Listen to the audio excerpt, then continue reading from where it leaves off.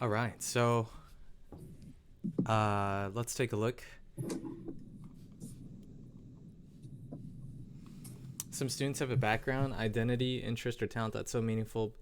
Yada yada. This sounds like a fun to share your story. I don't really care too much about the prompts. I think the prompts are really useful to show you how you can go different ways with your story. But is there ever a prompt that's stronger or statistically more likely to get you accepted? I don't really buy into any of that. Just write the best personal story you can and use the prompts as inspirations. And at the end, just make sure it matches with the prompt. So let's find out what you did this time around.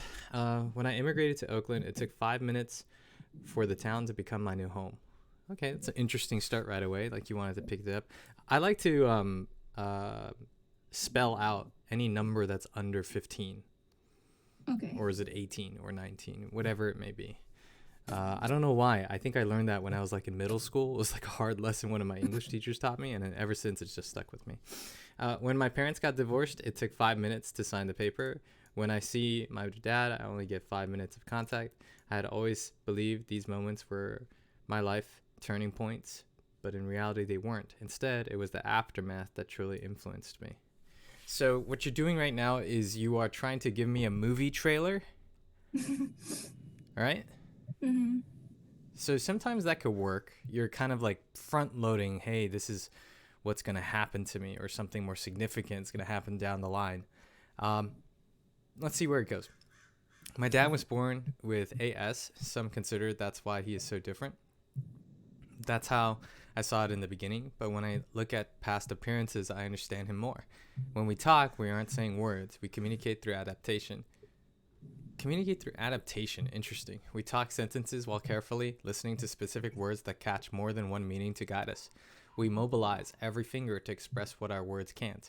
I became aware that my our 5 minute, my dad lives every So minute like sorry that. for all the Though he grammar. knows he can't be, it's all right, ever be truly independent. I always see him talk, taking initiative, breaking the typical norms. I'd like examples of that. Like, what does he do? He likes going fishing with a golf stick or something? I don't know. Never willing to take a no for an answer. Never willing to take no for an answer. That's a fragment. Witnessing his confidence and perseverance, I realized I was looking through a one dimensional lens to my surroundings. Okay. Similarly, I used to think of my mother as just a single mother, but I now see her as someone who sacrifices her own life so she can provide the education for her children. I feel like that's very. Uh, I'm not trying to diminish kind of what your mom does, but um, it's kind of a leap there. Let's see. Let's just read through. With my new perception, I am able to look at life with a greater appreciation. Before, I saw it as black and white because I was desperate to pretend it was okay when it wasn't. It is through reflecting on these moments, I have misguided myself from what was in front of me the whole time. I should be highlighting along the way, sorry. It's easier for me to read, by the way. From just 5 minutes, my life changed in more ways than a simple divorce or move.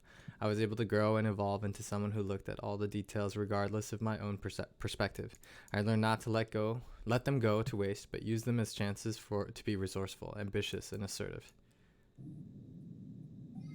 I don't know what you're referring to. You mean like hard times throughout your life? Um, What's them? Who is them?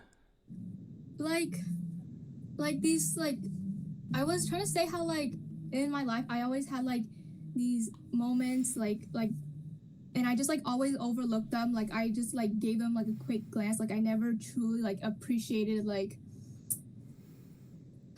these events that I go through. Like, I always just, give them side out. Like, I don't, I just kind of always overlooked them and just, never really cared about them. That's what I was trying to say throughout, the whole essay. Mm-hmm. Like, being more, appreciative of, trying to learn from my, experiences instead of just kind of, giving them, a glance and stuff. Because that's how I used to feel about a lot of, the stuff I went through. Okay, I have a question for you. What made you start to realize, like, dang it, I should start introspecting more on my life? What was that? You said you were bustling through life, right? Just like head straight forward, moving, Mm-hmm. blocking forward. Like, what made you start to kind of realize you needed to introspect more? Probably when I, took more responsibility and, like controlling my own future, I realized like, oh, like I just I don't really know how to like put it into words, but like when I just like took up more responsibility, I saw like what my mom had to go through, and then like what my dad had to go through, and then like I just became more like appreciative of all those. So you had to take on more responsibility. I kind of want to try to put more texture from that, okay? Okay. Okay. So was it when your mom started to kind of work more as a result of having to be single mom, and then you reaching a certain point where you realized you have a younger brother you have to take care of? And by this point, where are you? Are you in middle school and you're starting to think like, is that starting to open up to you, this consciousness of all the things that are surrounding you? I need more detail. Okay. So around what time, and what you said you started like you had to feel on taking on more responsibilities. What were some of those responsibilities? Go ahead.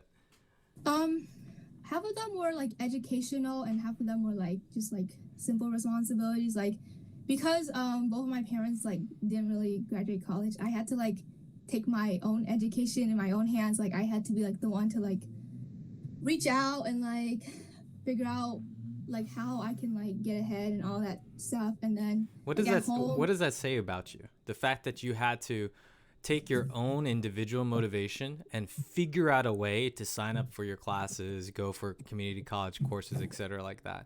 Like, what does that say? What are you trying to say about yourself? And say it with pride and conviction. I'm trying to say that like I'm very like I know what I want to do in life, and like I like know like what I have to do to get there, and you know. So Yeah, I and you've learned to take that initiative, to not wait for to get help along the way, or to ask for pity to do anything of that sort. Perhaps you can expand a bit more in that area. And I okay. think what's happening is I'm getting a lot of noise here. And the reason why is because we're trying too hard to maintain a beautiful rhetoric. The whole Mm-hmm. 5 minute this, 5 minute that. And it's quintessential to me. I think a lot of students like focus on the hook, and then the hook ends up becoming like the thing that they have the most quality in, but then it's missing the substance of what I'm looking for, which is what I'm trying to ask you questions about right now. Okay. Right? Like I want to understand at what moment in your life and why, and what was that tipping point. What's interesting in math, right, is you know how you have like a typical sine graph. What's interesting in math, if you think about it, is the points where you have like the turning points, the apex, the high point, and then the low point, right? And you also have the inflection point where it decides to switch. Those are the areas in your life that are also interesting too. Mm-hmm. So when was it where you had a switch in thought, or when you changed your mind about something, or when you reached the highest point about something, or when you reached the lowest point about something? Okay. I'm not getting that kind of texture when I'm reading through this paragraph. Can you see what I'm saying? Mm-hmm.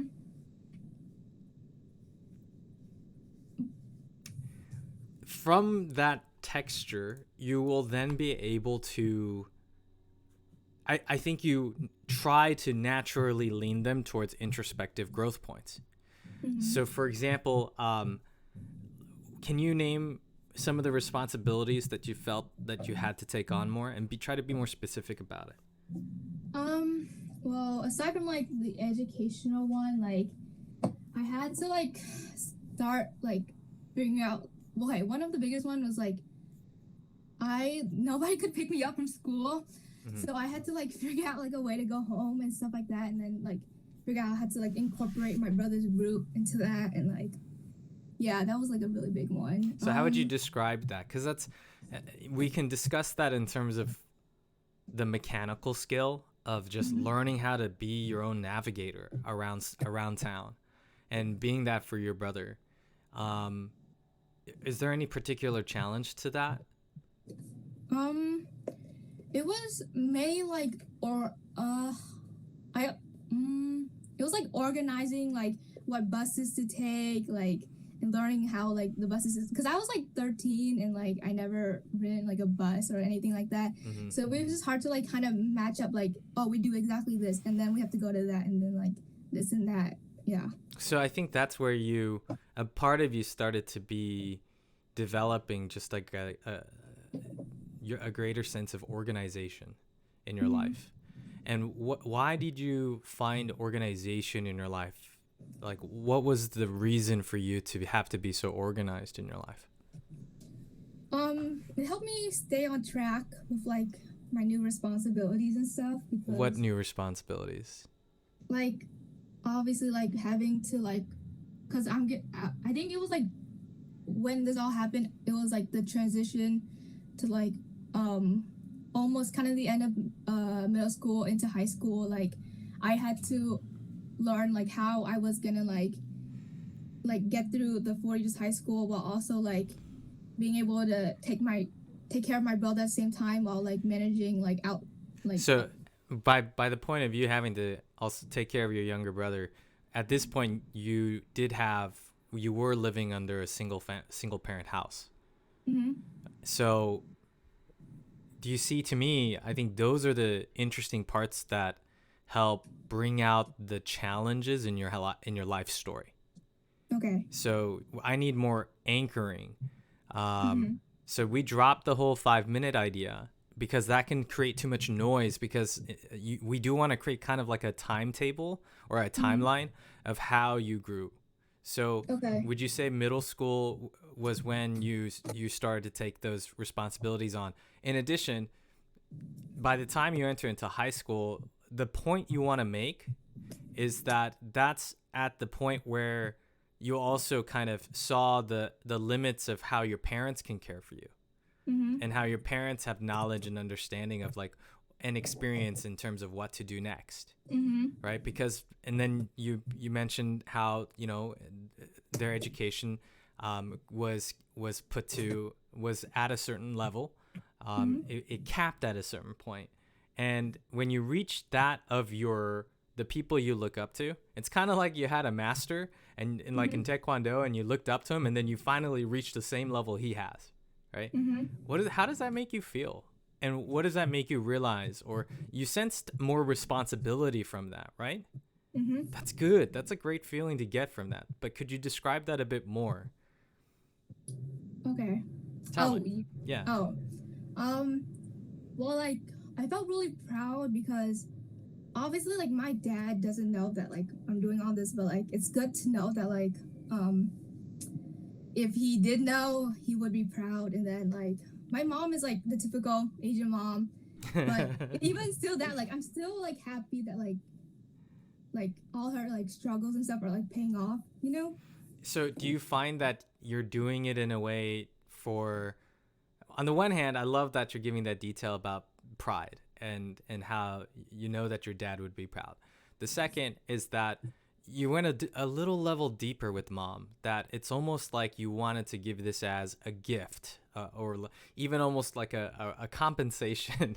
And not so transactionally toned. You might have to choose a better word there, but Yeah. almost like um, actions of thank you, maybe.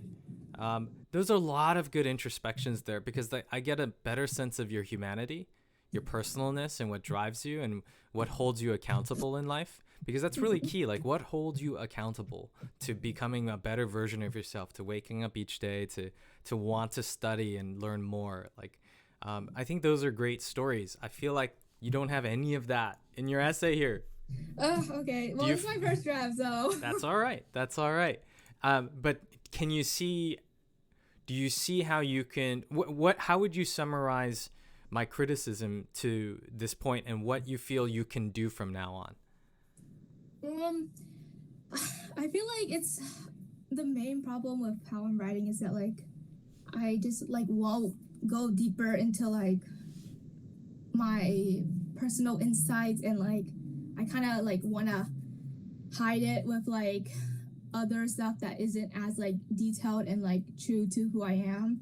Mm-hmm. And I should just like try to because this type of writing is like very different from how I usually would write. Oh, of course. So yeah, so it's like harder for me to like stick to it because I'm just not used to it. But like I just need to like I just Mm-hmm. need to like put that aside and like put myself on this essay. So yeah, that's how I'm seeing it. So you can be more genuine, more personally detailed. Yeah, Okay. basically.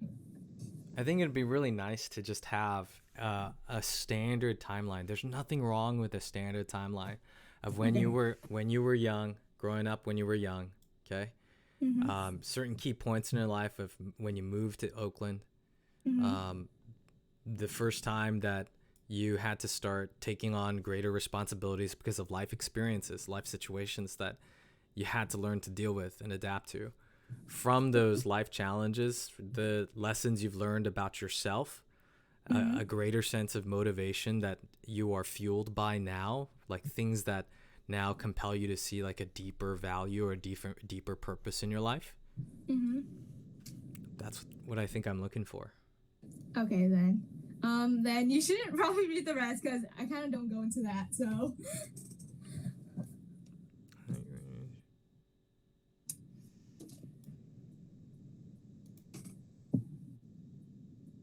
Yeah, with obviously, you know, I greatly appreciate how you're being open about um some of the personal details in your story, but I feel like taking ownership of it openly in an essay like this is empowering. It's very powerful. uh, and it I think it can help give you a greater sense of introspection as you practice this. um, there's no doubt I feel like you can um, work to make it more personal. But did you have any more mechanical questions or any other questions at all about like how you want to improve this?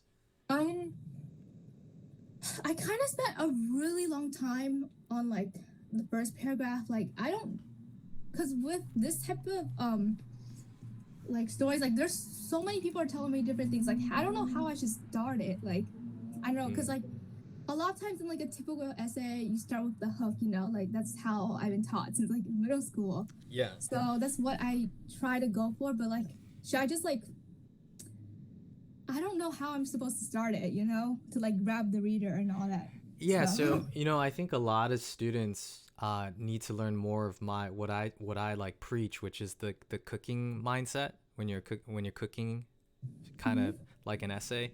Um, think of like the sushi chefs that you know, Jiro Dreams of Sushi on Netflix. Like they wake up super early in the morning to go to the seafood market and they like look for the freshest produce. Okay, Mm-hmm. and then they take it home, these ingredients, and then they massage like the octopus arm for 8 hours and stuff like that. So they prune their ingredients. They like kind of work on their ingredients. And Mm-hmm. then when it comes to actual cooking time, they don't even use all the ingredients. They just pick the ones that they think will mesh really well together to create Mm-hmm. the meal of the day or something like that. And Mm-hmm. so a lot of students really need to start with what the main ingredients are. And if you think about it, a hook is not really a really important ingredient. It's like that's like the frosting of a cake. You still have Mm-hmm. the cake is more important. Or another analogy to think about it is, um, let's say you are finishing cooking a dish. Mm-hmm. When you put the last bit of garnish on top, that's your hook, Okay. right? So Mm-hmm. what are you trying to build the hook at the beginning? No, at the end. Dude, most of the times I think the best kind of hook comes after you've already created the meat of your essay. Okay. So that once you have that focused in, then you can start thinking about how you could be creative or personal. And then there's different styles that I could suggest to you. Mm-hmm. Right now, I could care less about the hook, and the hook is the least important part, and you should never get stuck on a hook. Not because I'm saying it's easy to figure it out. It's just because the hook is the last thing we need to worry about in an essay. Isn't that kind of like counterintuitive to what you might have heard, how important it is to hook in your audience and things like that? I Yeah. guess so. I guess so. But it's my firm belief that like if you can write a solid essay first, then the hook becomes something you can then think of after you know what you're trying to talk about. Okay, that that's good because like so many people Mm-hmm. tell me. But yeah, that's pretty much the only like technical question I Mm. had. Yeah. Mm-hmm. I think your personal statement is like when you focus on a hook, sometimes the problem is it becomes too plastic. Mm-hmm.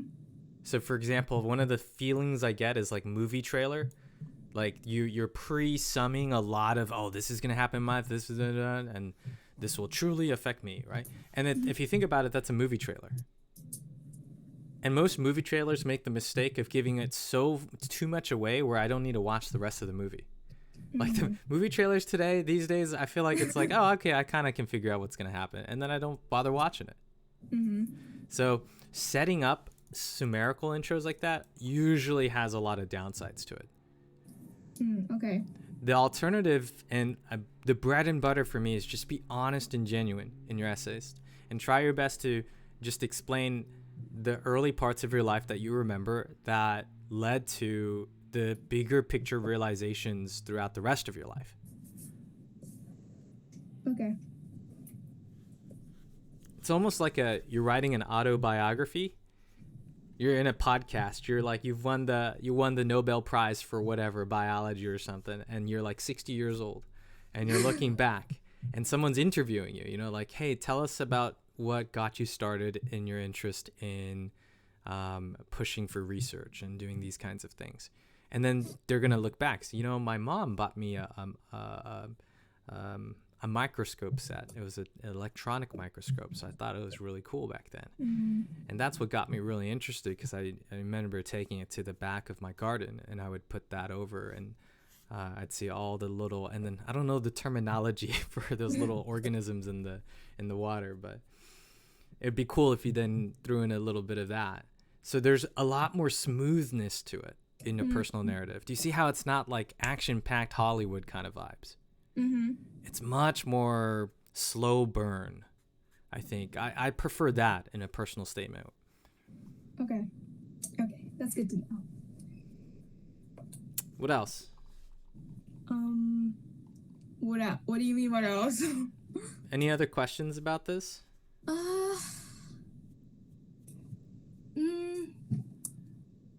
Well, not now. It's just like my brain is like kind of like trying to formulate the new comment app. So I was like, I don't really have any questions, but Then my suggestion is if you take the cooking analogy, you need more ingredients.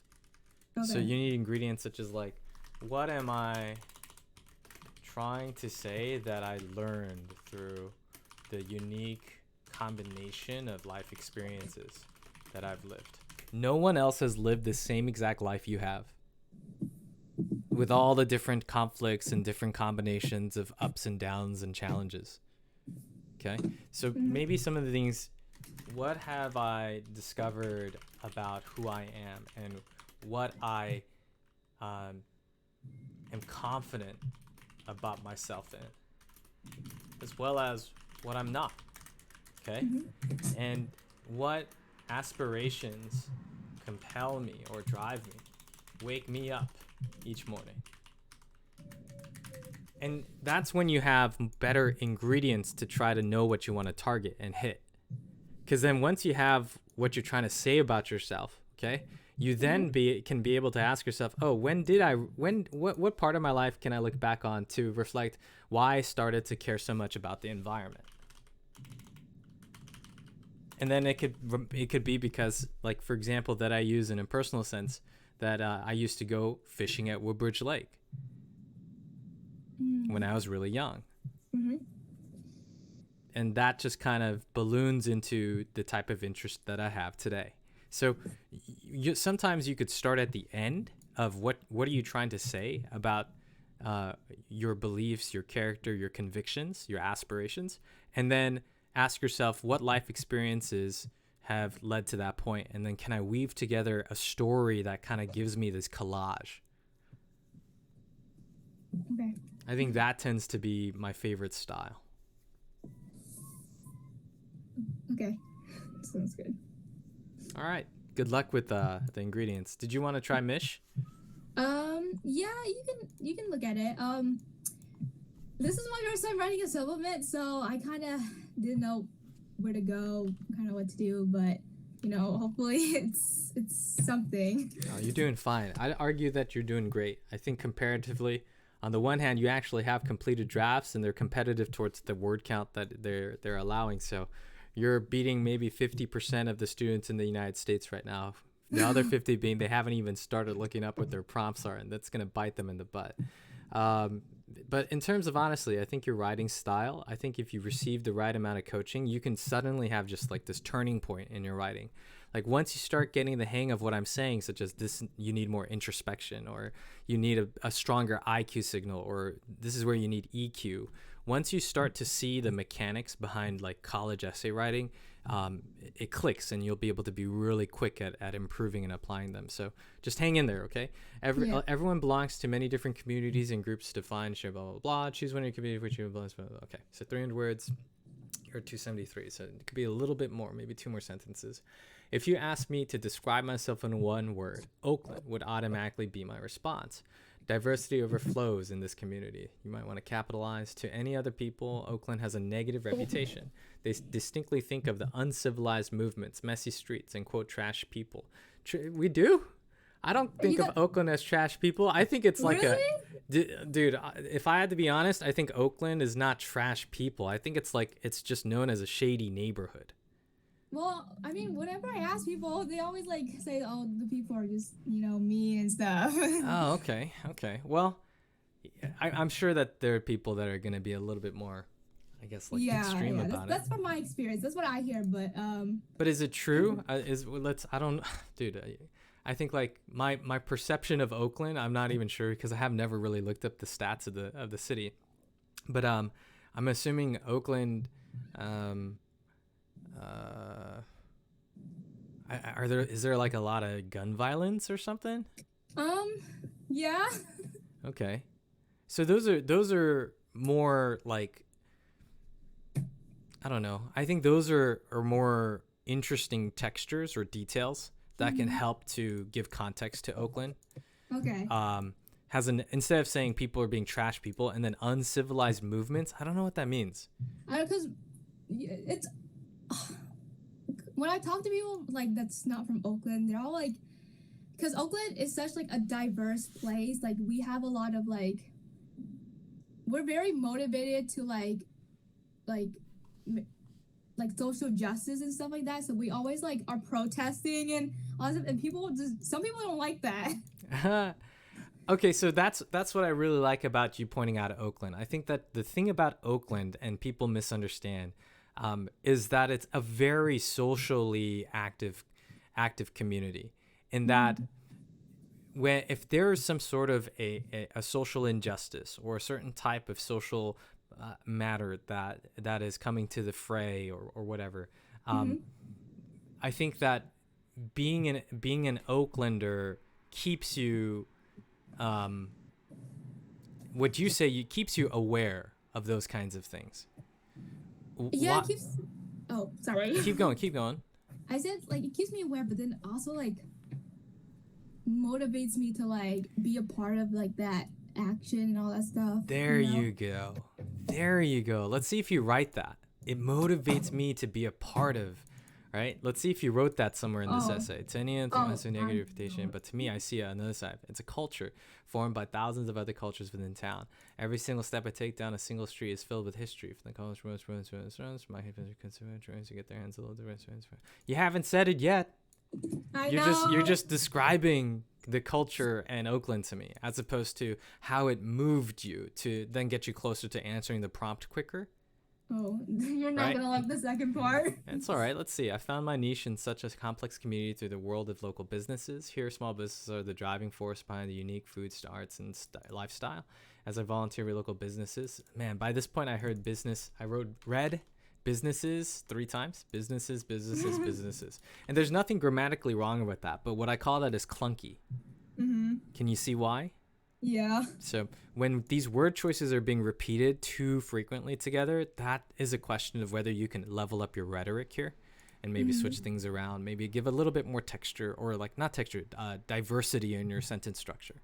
My goal was to create my view of Oakland and share it. I wanted to let me to incorporate them as I attempted to prepare. Internet is capitalized, I think. If not, you might want to Google it. I'm not sure. As I incorporated what I learned, I created a dish to give back to my home. I don't think you answered the prompt.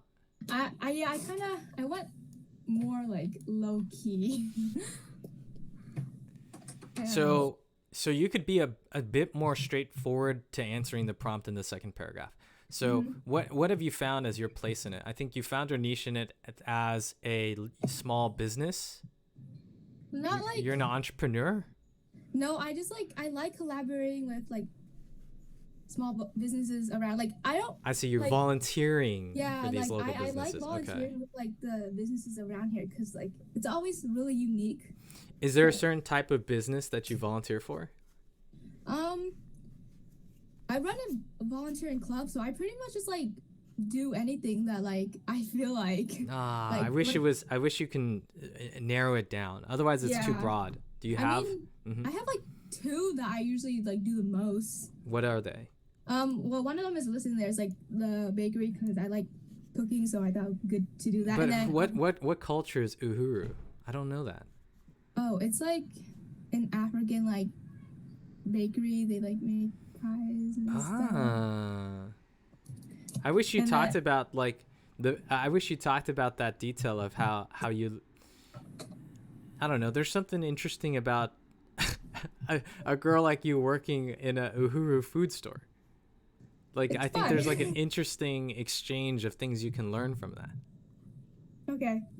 And then the other activity you do a lot, Well, this one is I don't know. This one is more easy, but just like a shelter animals.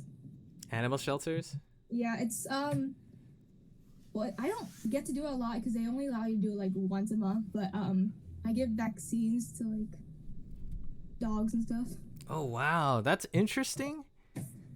So another part of the community that you're a part of is that the connection or the personal devotion that you have towards um, what do you want to say, like not pets but towards I wouldn't say pets either. I don't know. It's just like being able. I don't know, like, cause just seeing all like the type of animals that I could like just interact with. say our animal companions. Yeah. That's just the word game there. But Mm-hmm. like that's really cool too because you're being honest and genuine about it. Choose one of the communities to which you belong. Are you changing the rules now and mentioning two communities? I guess. Or are you kind of putting it under Oakland? That Oakland has this range for me. And so as like in the community of Oakland, I found my particular areas in these two places. Okay. And why you particularly think that working and the way you do or what you work on in Uhuru, what it teaches you Mm-hmm. and what you're able to then appreciate a lot more.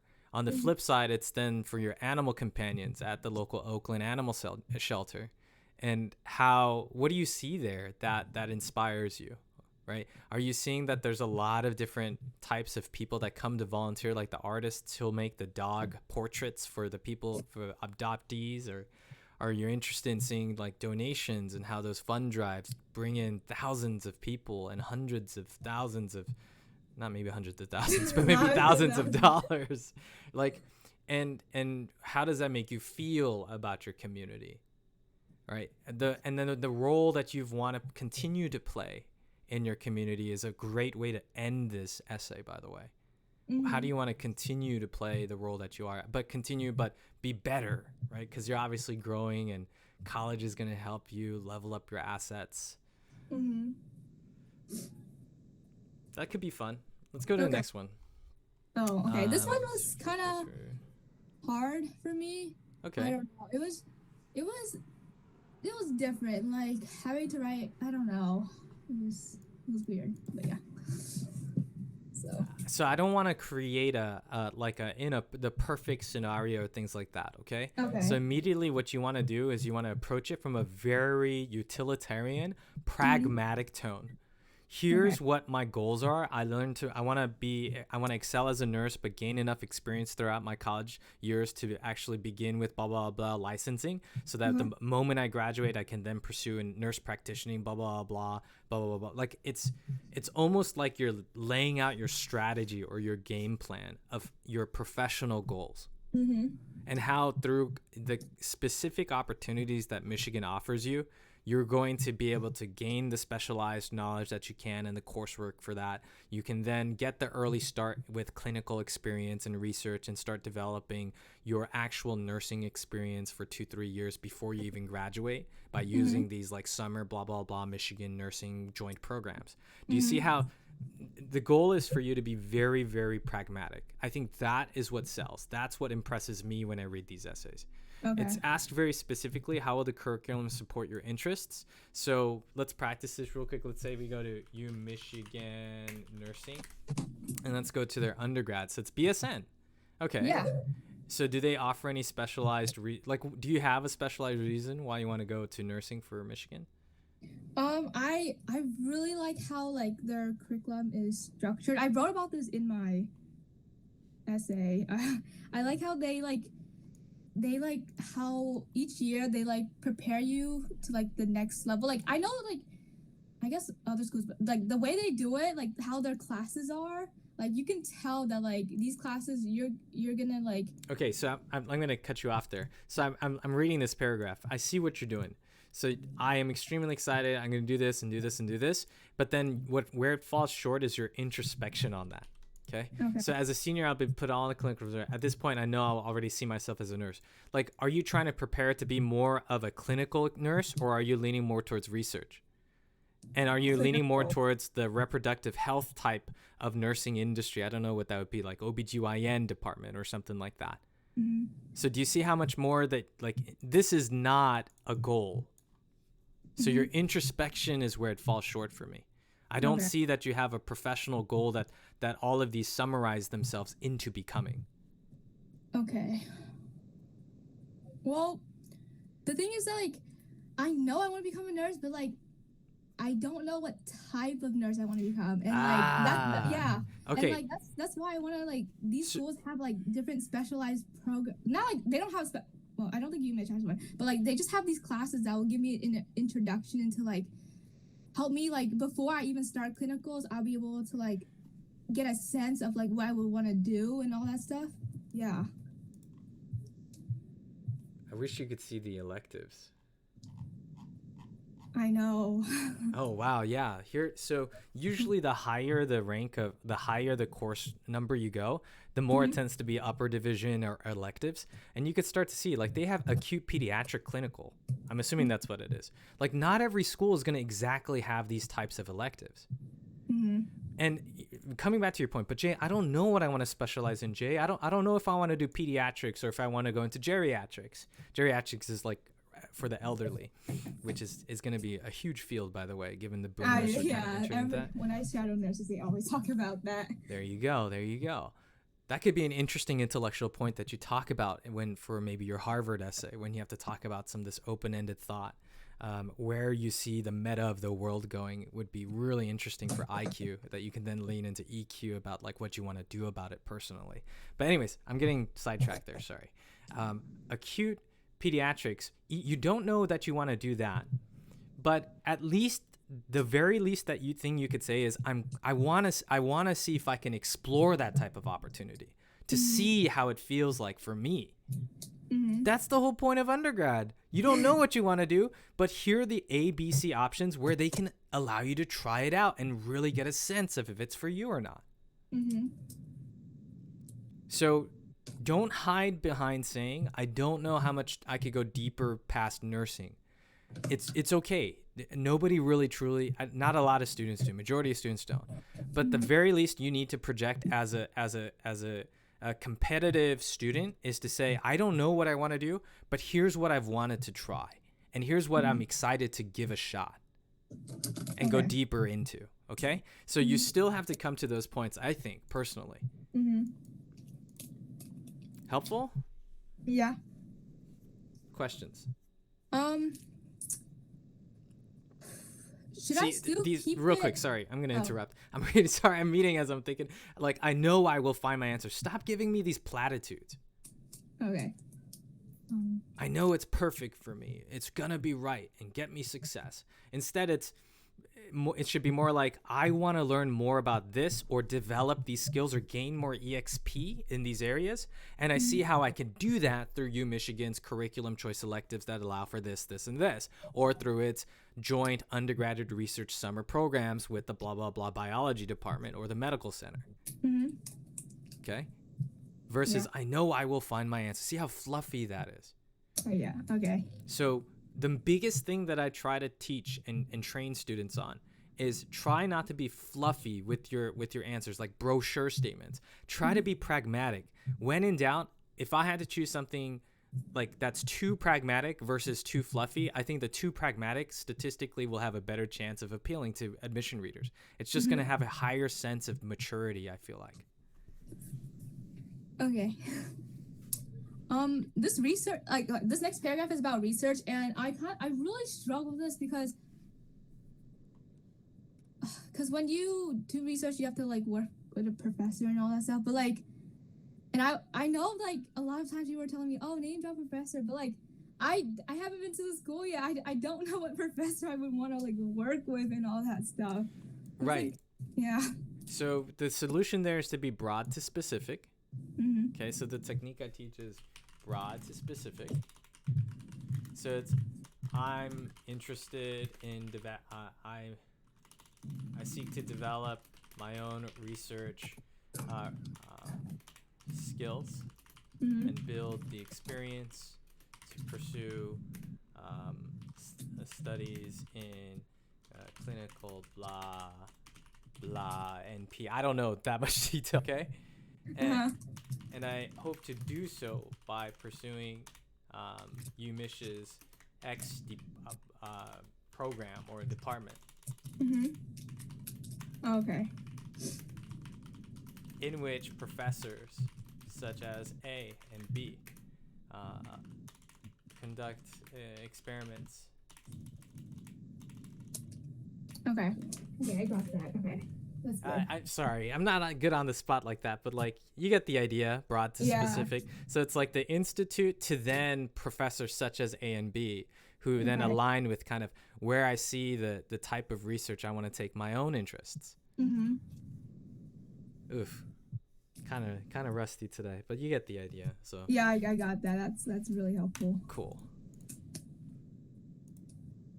But yeah. And then the next part, I don't think you can do a minor is a decent point. I don't think it needs a full paragraph. No, I wanted to like say how like I wanted to study about like, but like I feel like everybody wants to study about like I don't know how to make it. Yeah, like, don't mention abroad. Yeah, I feel like everybody does it, but like. So here's the reason why. I think like your reason for why you want to study abroad needs to be important. Yeah, I feel like it is. The opportunity to actively engage in local exploration beyond the classroom is important to my values, especially in medicine. I will benefit from learning about another country's medical system and both. Yeah, no, those are really good reasons. I think you have good reasons why. But I just still, is that? Because, I want to move to, well, I'm so sure about this, but I want to like one day end up going to like Europe to do like nursing and all that stuff. And I think being able to study abroad will give me like the introduction. Well, I guess, yeah, the introduction to like, because I'm going to be doing like clinicals there and all that stuff. It's like a good way to like know before I like end up doing in the future. And yeah. Okay. Why? So that's your honest answer. And that's what you should have written. Instead, this is what you wrote, what I'm highlighting. My impact to a global scale, letting me understand the world in new perspectivities. Never heard that before. Perspectives. Okay, no, that's funny to me. Do you see how it got very like Disney fluffy, like and heal the world? Versus, I do have a personal interest in one day traveling to Europe and doing work there. It'd be interesting to know why. I'd like to know why. But then it makes a lot of sense to me then by saying the reason you're also drawn to Michigan is they offer this exact pipeline that will help you to kind of experience that firsthand as you're learning and studying and developing your nursing credits. Okay. and they offer that through the DIS blah blah blah blah blah. And to see how the argument there is to see how it's, I think UMichigan is not just a school where I learn, but I can really start to see the seeds of my professional career really developing here. Do you see how that you give that extra amount of thought into like why you appreciate this option is there? It's giving you a so the way you phrase that, I think can be important. Yeah, this one was definitely the hardest one because I was just like spending so much time like, oh, everybody does this, like how am I gonna like write Again, be personal and be pragmatic and be logical. That's it. Most students are too caught up on trying to look pretty and write pretty that they forget to write honestly and personally. Okay.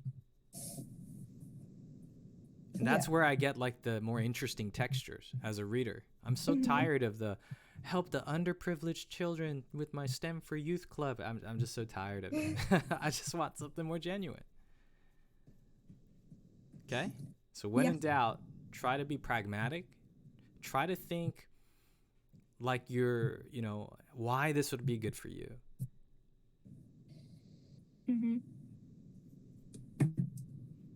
Yeah. Okay. That's all I got for today. Not too bad. No, that's good. That's all. What do you think? To do, but overall?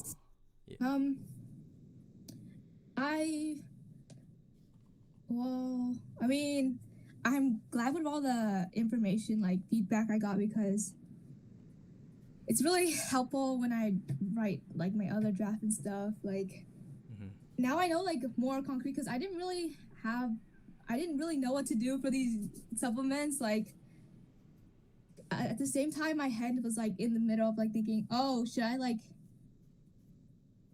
I just didn't know how to write them, so I just really struggled. But how about now? I like people call me out on stuff like this because like now I'm like, oh yeah, I definitely need to do this and that and stuff. Yeah. Do you feel like you have a clearer sense of what you need to write? Because I'm not sure if I gave you that. I just gave you a lot of criticisms. Yeah, but it's gonna take a lot of trial and error. Well, let's just recap it. Maybe I can help you get some clarity there. For your personal statement, I think you should try doing the standard timeline of key points in your life. The reason why we're not sure of what you're writing is because we want to first start with gathering the ingredients. Do you remember that at the very bottom? We want to try to make sure we know what we're trying to hit about yourself, how you grew, what your aspirations are, what your values are, and then look backwards in time to see what moments in your life led to that and how you started to apply that to good effect, or these things and lessons in your life, how you started to grow into them and make them your shield and your armor when at first they used to be your weaknesses, for example. Okay. So then that will be your story there, and I think you should try to keep a tempo of like at minimum one full new draft a weekend, because you have, if you're applying early, you've got literally 3 weeks left before you should probably think of applying. Yeah, I'll be able to. It's just that like this week I'm gonna have to work on both UMich and UPenn. Gotcha. And the personal statement. It's gonna be a lot, but now I know. I like it's better to like have all this information because this could have been me like last week, I hear you. I think like the fact that you are taking this stress this well is a good sign. Like a lot of students wouldn't be able to handle this at this point. They would freak out, right? Yeah, I think it's all my motivation just coming into this one last month just to get me through it. Good. Some of the best essays come from this type of situation, I promise you. Okay? So just keep learning and quickly adapting your writing style and start learning more of the techniques and being strong with them. Let's go over a couple of those. For example, I suggested that actually, let me ask it to you this way. What are some things you're going to try to focus on doing better this time around for your draft? Just like being more detailed on like specific examples and stuff, because I feel like I just like kind of brush over the things that are like really key to what I need to be writing. You said I need some more like personal introspection about like what I learned from situations, and just well, that's like pretty much the key points I got. It's not. I have That's really fine. short, like bad short-term memory, so. But that's Good. like the key points that I remember. Yeah, I think I'll take that. If I may add and suggest, just try to write more pragmatically. Okay. No more Disney fluff and trying to Yeah, make yeah. things pretty. Just pragmatic. I think Mm-hmm. the honest tone comes out so much clearer when you're that way. Mm-hmm. And it could be fun. Instead of like dramatics, you're creating a Mm-hmm. sense of humor. So if you thought about something like that somewhere along the way, it's things that reflect your personality. Try to reflect your personality through your writing. Like Okay. when something bad happens, do you go, "Oh my gosh," or do you go, "No"? You know, like people respond differently, right? So Yeah. then I could see you doing like the Simpsons DOH, "Do" in one of your essays. That gives a totally different texture. Mm-hmm. So try to infuse your personality into those moments. When things got really bad in your life, when you're explaining in your personal statement, like explain like how you tried to see things on the bright side in your own kind of way. Mm-hmm. Juxtaposition, that's also something I'm kind of going through a bunch of stuff I want to leave with you, okay? Sorry, No, but no, it's okay. juxtaposition's super good. Do you think you can kind of like write some of these words down? Yeah. Yeah. So juxtaposition. And that's essentially like what separates you from what you think the majority might be like. Like while Mm-hmm. many people think in this way, I've come to see over the last 12 years of owning a cat that, you know, feline lives are actually like this. So That's creating pretty. those niche personal knowledge points through Mm-hmm. juxtapositioning could also be a powerful kind of trigger or mechanism in your essay. Mm-hmm. Turning points, really good juxtaposition for turning points. Mm-hmm. Alrighty, I'll leave it at that for now. No, that's good. That's great. Okay. Mm-hmm.